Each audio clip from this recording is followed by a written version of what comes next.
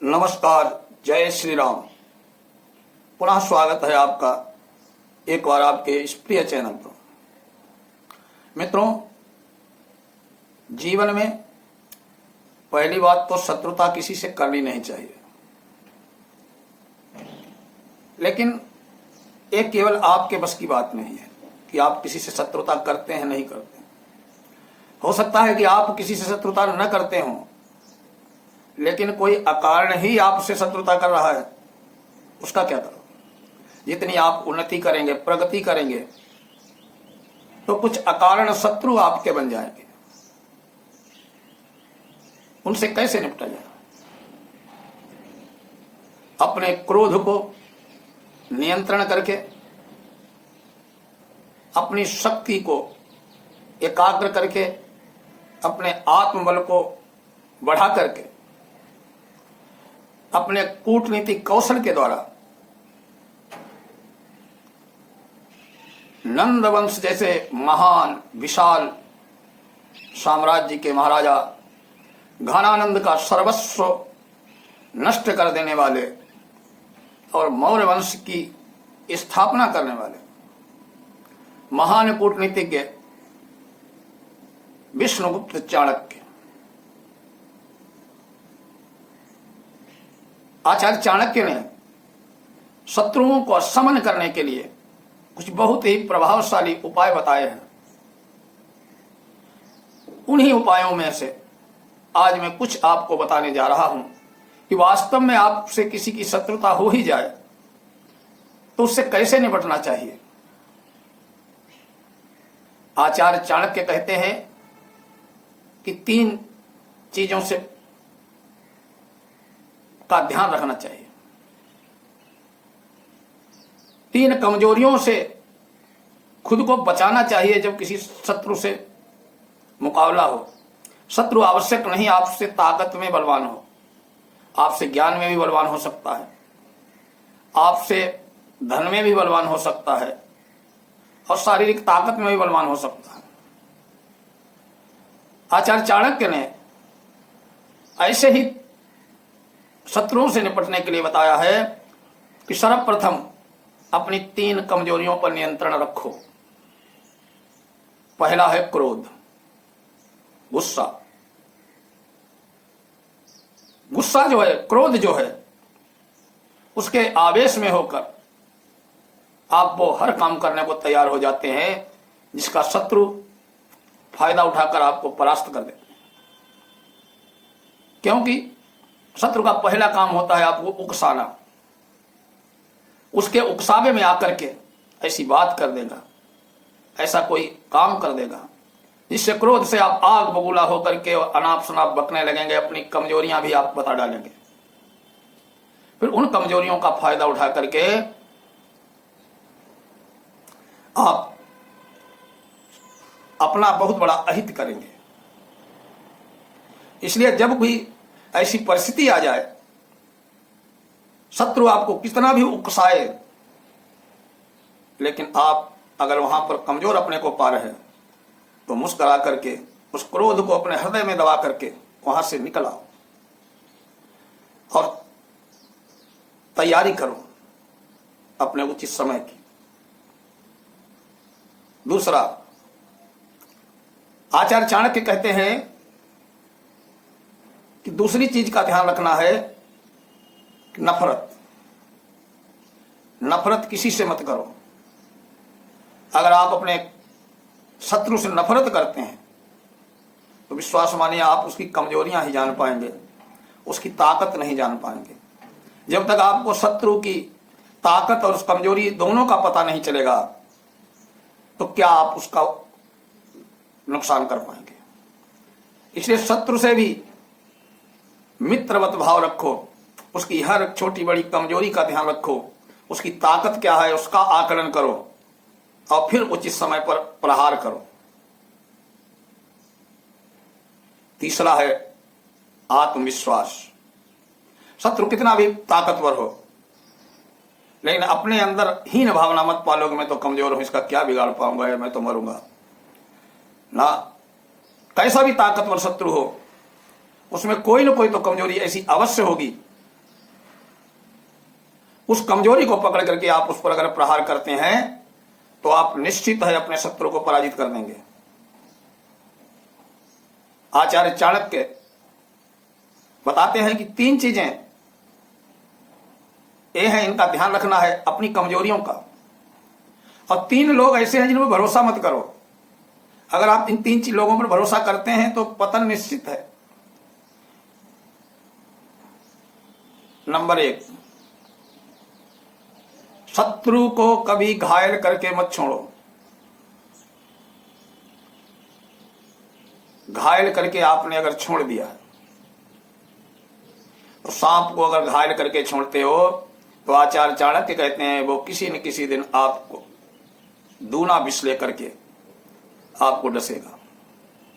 बीमारी, कर्ज, इनका अगर संपूर्ण इलाज आपने नहीं किया है तो बीमारी भी धीरे धीरे शरीर में बढ़ते बढ़ते एक दिन शरीर को नष्ट कर देगी।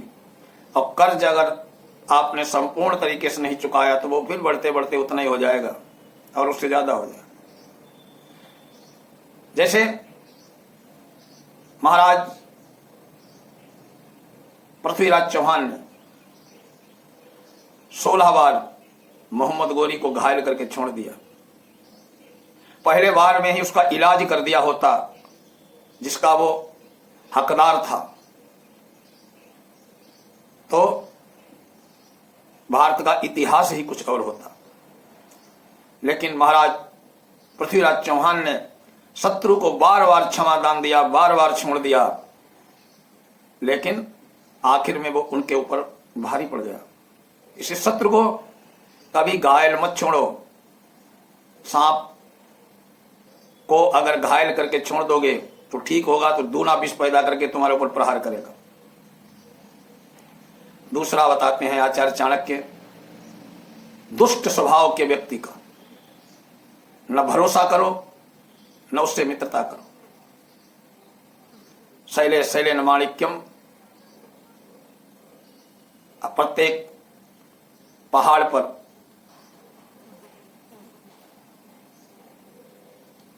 रत्न नहीं होते हैं, प्रत्येक हाथी के मस्तक में गजमुक्ता मणि नहीं होता है, प्रत्येक जंगल में चंदन नहीं होता है, वैसे हर व्यक्ति संत स्वभाव का नहीं होता है।